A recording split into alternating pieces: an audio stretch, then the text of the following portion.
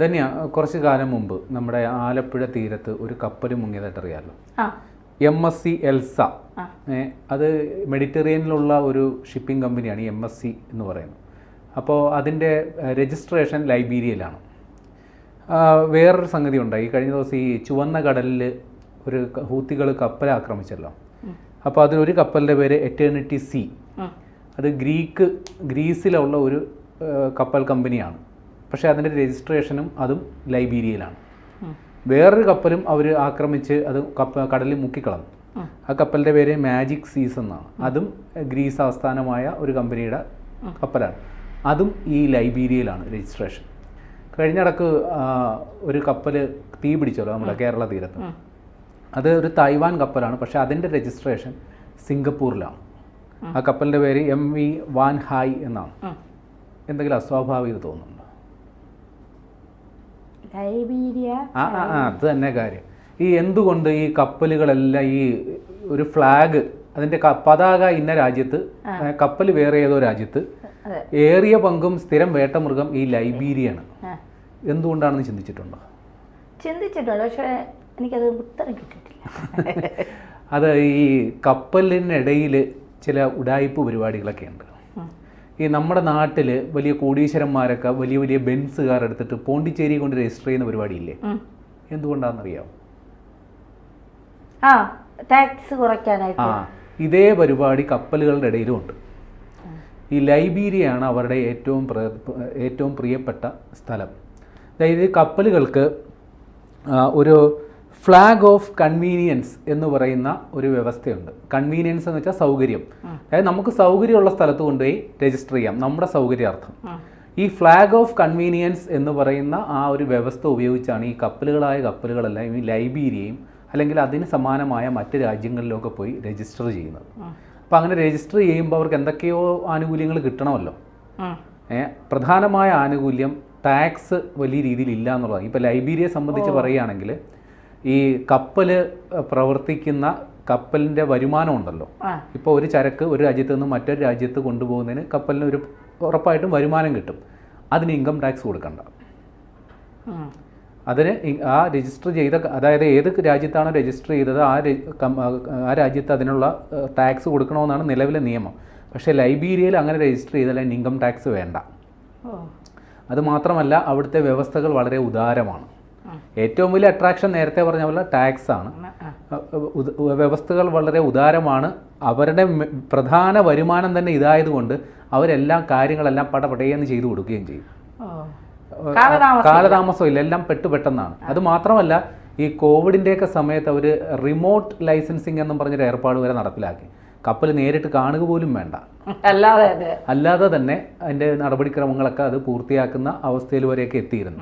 അത് മാത്രമല്ല ഈ ലൈബീരിയയിൽ കപ്പൽ സംബന്ധിച്ച് തൊഴിൽ നിയമങ്ങളൊക്കെ വ്യവസ്ഥകളൊക്കെ വളരെ ലഘുവാണ്. ഈ കപ്പലുകളിൽ തൊഴിൽ നിയമങ്ങളൊക്കെ ബാധകമാണ്. പക്ഷേ അവിടുത്തെ നിയമപ്രകാരം കുറേയൊക്കെ ഉദാരമായ തൊഴിൽ നിയമങ്ങളാണ്.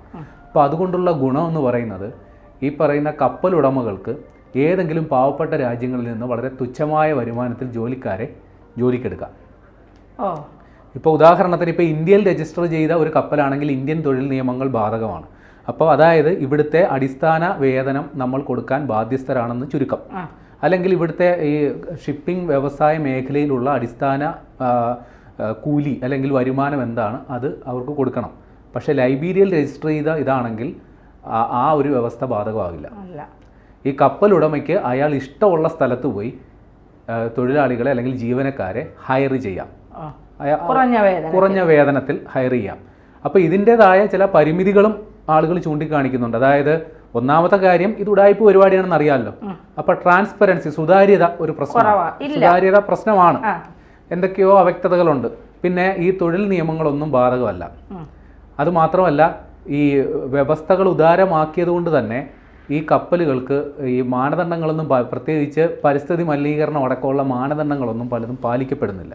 അപ്പോൾ ഇത്രയൊക്കെ കുറേ ആനുകൂല്യങ്ങൾ ഉള്ളത് കൊണ്ടാണ് എല്ലാവരും ഈ ലൈബീരിയയിലോട്ട് വെച്ച് പിടിക്കുന്നത്. ഇനി ഞാൻ നേരത്തെ പറഞ്ഞല്ലേ ഇവിടെ കത്തിയൊരു കപ്പൽ MV വാൻ ഹായ്, അത് തായ്വാൻ കമ്പനിയുടെ കപ്പലാണ്. പക്ഷെ അവർ കൊണ്ട് രജിസ്റ്റർ ചെയ്തിരിക്കുന്നത് സിംഗപ്പൂരിലാണ്.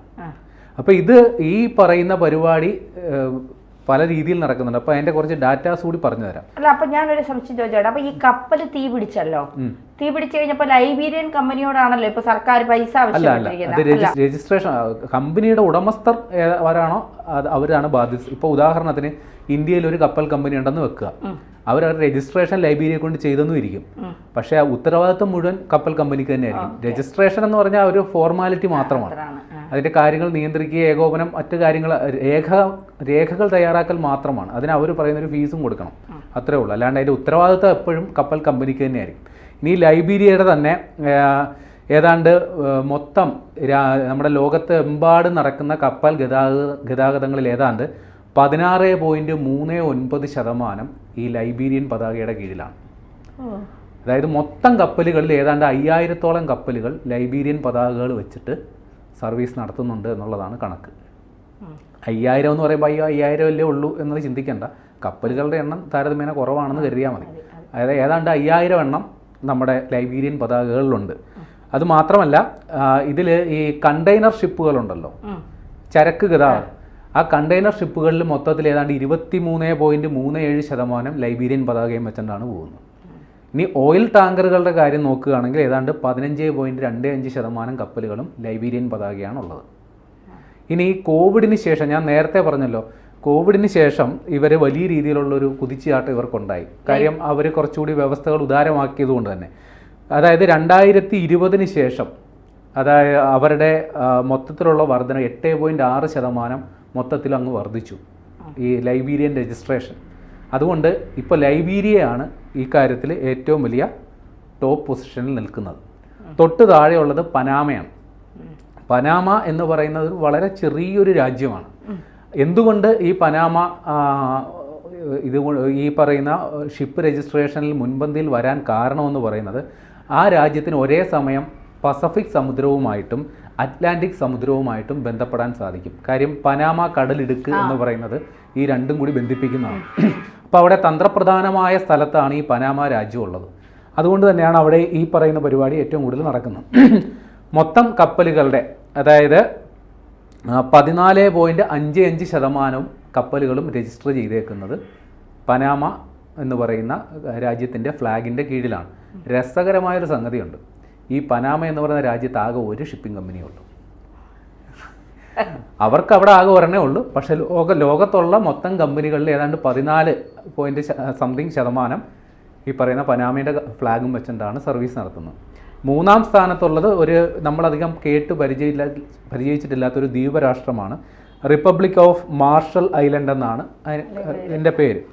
അത് ഈ പസഫിക് സമുദ്രത്തിൽ ഭൂമധ്യരേഖയ്ക്ക് തൊട്ടടുത്താണ് ഈ സ്ഥലമുള്ളത്. അതുകൊണ്ടാണ് അത് അത്ര പ്രാധാന്യം അർഹിച്ചത്. അവിടെ ഏതാണ്ട് മൊത്തം കപ്പലുകളുടെ 11.24% ഈ പറയുന്ന മാർഷൽ ഐലൻഡിൻ്റെ പേരിലാണ്. Hong Kong 7.8%, Singapore 6.29%. അപ്പോൾ സിംഗപ്പൂർ 5ാം സ്ഥാനത്താണ്.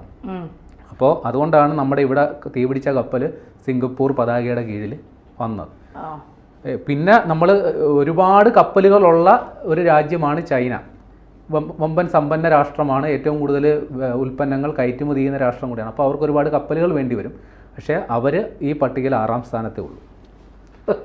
അപ്പോൾ ഇങ്ങനെ നമ്മൾ പരിചയിച്ചിട്ടില്ലാത്ത ചെറിയ ചെറിയ രാഷ്ട്രങ്ങൾ ഇങ്ങനെ നമ്മുടെ കപ്പലുകളുടെ പതാകവാഹകരാകാനായിട്ടുള്ള കാരണം ഇതാണ്.